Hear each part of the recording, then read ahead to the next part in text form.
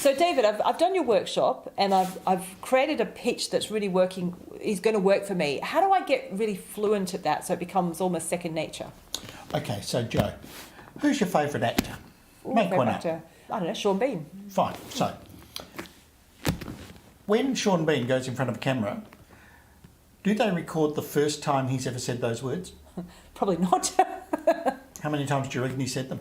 Oh gosh, 100, could be, well, I was going to say 100. Hopefully not, because he's a pretty good actor, I would think. Well, at least probably a good half, dozen, maybe more depending. More likely hundreds. Oh really? More okay, likely there you hundreds. Go. But let's not go overboard. Yeah. Let's say he's practiced it 10 or 20 times. Yeah. What's the likelihood that he's going to deliver the lines well? High. Yeah. But if he went in front of the camera having not rehearsed, what's the likelihood? It's going to be robotic, or he's going to be in his head going, what was the next line? Exactly. Yeah. Pitching's exactly the same. Okay. You cannot expect to stand up and wing it or ad-lib it or not having worked out what you're going to say, or more importantly, or just as importantly, how you're going to say it. That's the delivery part. So the design is the words, the delivery is really important. That leads on to a whole range of other things, Joe, that we can talk about other times. But what you look like, where you stand, how you stand, what clothes you choose to wear at this networking event, because everything about all of that I've just said adds to the memorability of the pitch. Yeah. And you want to make sure that your pitch is memorable for the right reasons, not for the wrong reasons. So if I turn up with a really low cut with the boobs hanging out, I'm going to be remembered as that, not what I actually said.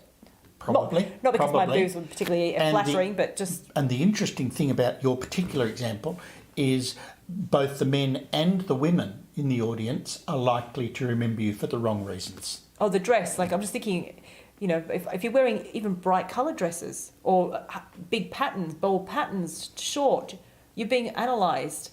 And the person's not listening, are they? They're looking at what you're wearing or what you're not wearing. I'm not a fashion expert, but broadly, yes. So I can't... Yeah. I'm not qualified to tell you about that.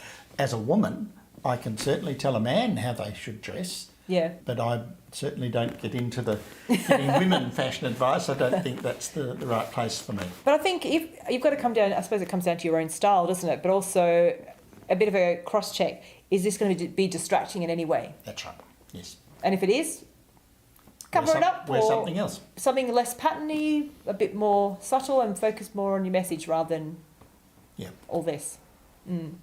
So a quick question then. Having as you know, I changed my hair colour a lot. Is that just too much of a distraction then?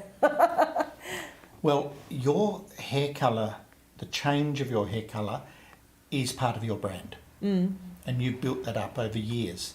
So I think for you, Joe Saunders, people who know you, if they know they're about to meet you in a meeting, I reckon a lot of people would think, I wonder what colour hair Joe will have today. That's the most common comment I get. And my personal view is I think that works for you because you've built it as part of your brand. Yeah. So this is subtle today.